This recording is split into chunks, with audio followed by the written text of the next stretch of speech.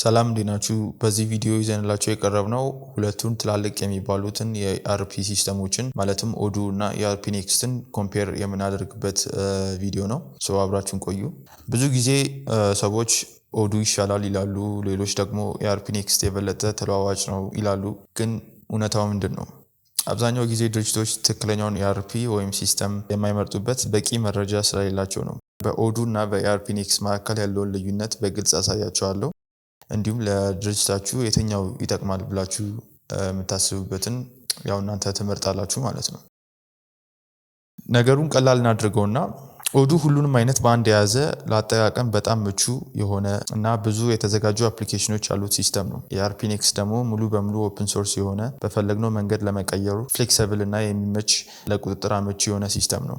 ሁለቱም ሲስተሞች የሂሳብ አያያዝ ወይንም አካውንቲንግ፣ የክምችት ቁጥጥር ወይንም ኢንቨንተሪ፣ የሰው ኃይል አስተዳደር ወይንም ኤችአር እንዲሁም ሽያጭን ወይንም ሴልስን ይመራሉ። ልዩነቱ ግን አሰራራቸው ላይ ነው። ሰዎች ብዙ ጊዜ ትኩረት የማይሰጡት ግን በጣም ወሳኝ የሆነው ነገር ዩዘር ኤክስፒሪየንስ ነው። ኦዱ በጣም ዘመናዊና ማራኪ ገጽታ አለው። የኮምፒውተር እውቀታቸው አነስተኛ ለሆኑ ሰራተኞች በጣም ቀላል ነው። ልክ እንደ ስልካቸው አፕሊኬሽኖች ለመጠቀም አይከብድም። ኢአርፒ ኔክስት ደግሞ በተቃራኒው ገጽታው ቀላልና ቀጥተኛ ቢሆንም ከውበት ይልቅ ለስራ ጥልቀትና ቅድሚያ ይሰጣል። ለመልመድ ትንሽ ጊዜ ሊወስድ ይችላል። እውነታው ምንድነው? ሰራተኞቻችሁ የቴክኒክ እውቀታቸው አነስተኛ ከሆነ ወይንም ቴክኒካል ቲም ከሌላችሁ ኦዱ ለእናንተ ምቹ ሊሆን ይችላል። በመቀጠል ዋጋው ላይ ስንሄድ ኦዱ ምንም እንኳን የነፃ ወይንም ኦፕን ሶርስ የምንለው ሲስተም ቢኖረውም ሌላ ደግሞ ኢንተርፕራይዝ የምንለው ወይም ደግሞ በክፍያ የምናገኘው አሰራርም አላቸው። አብዛኞቹ ጠቃሚ ክፍሎች ክፍያ ይጠይቃሉ። ድርጅቶቻችሁ ያደገ ሲሄድ ክፍያውም አብሮ ይጨምራል ማለት ነው። ለሲስተሙ ጥሩ በጀት ካልተመደበ መጨረሻ ላይ ድርጅታችን እያደገ በሄደ ቁጥር ክፍያው እየጨመረ ሊመጣ ይችላል። ይህም የሚሆነው ኢንተርፕራይዝ የሚባለው የኦዱ አካል ሲሆን ነው።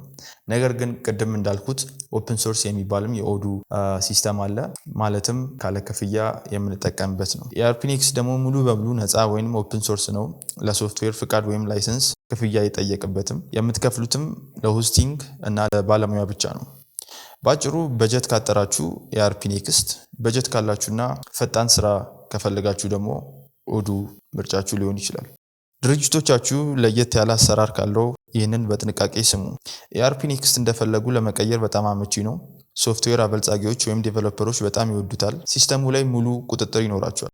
ኦዱ ለከስተማይዜሽን ምቹ ቢሆንም ግን ሂደቱ ውድ ሊሆን ይችላል። ብዙ ጠቃሚ ክፍሎችን በክፍያ የታጠሩ ሊሆኑ ይችላሉ። ቅድም እንዳልኳችሁ የኢንተርፕራይዝ የምንለው የኦዱ አካል ውስጥ ማለት ነው። በዚህም መጨረሻ ላይ ሙሉ ነፃነት ከፈለጉ ለከስተማይዜሽን ምንም አይነት ክፍያ ማውጣት ካልፈለጉ ኢአርፒ ኔክስት ምቹ ሊሆን ይችላል። ዝግጁ የሆነ ነገሮችን ሬዲ ቱ ዩዝ የሆነ ነገሮችን ከፈለጉ ደግሞ ኦዱ ምቹ ሊሆን ይችላል። በመቀጠል እንደ ኢትዮጵያ ባሉ ሀገራት ስንሰራ የምናያቸው ተግዳሮቶች አሉ። የኢንተርኔት መቆራረጥ፣ የሀገር ውስጥ ታክስ ህጎች እንዲሁም ሌሎች አሰራሮች።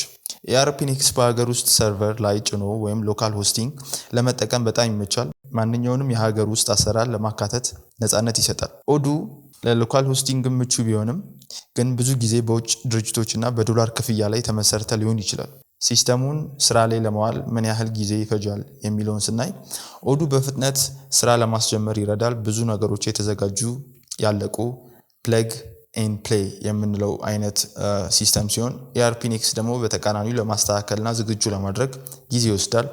የቴክኒክ ባለሙያ የግድ ያስፈልገናል። ስለዚህ አሁኑኑ ስራ መጀመር ከፈለጉ ኦዱ ተመራጭ ሊሆን ይችላል። ለረጅም ጊዜ በራስዎ ቁጥጥር ስር እንዲሆን ከፈለጉ ደግሞ ኢአርፒ ኔክስት ተመራጭ ሊሆን ይችላል።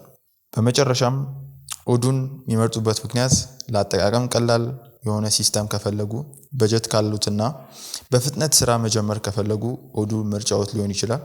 ኢአርፒ ኔክስት ደግሞ በሲስተም ላይ ሙሉ ቁጥጥር ከፈለጉ፣ ድርጅቶ ውስጥ ቴክኒካል ቲም ካሎት፣ የረጅም ጊዜ የሊዝ ክፍያ ወይንም የላይሰንሲንግ ክፍያን ማስቀረት ከፈለጉ ኢአርፒ ኔክስት ተመራጭ ሊሆን ይችላል።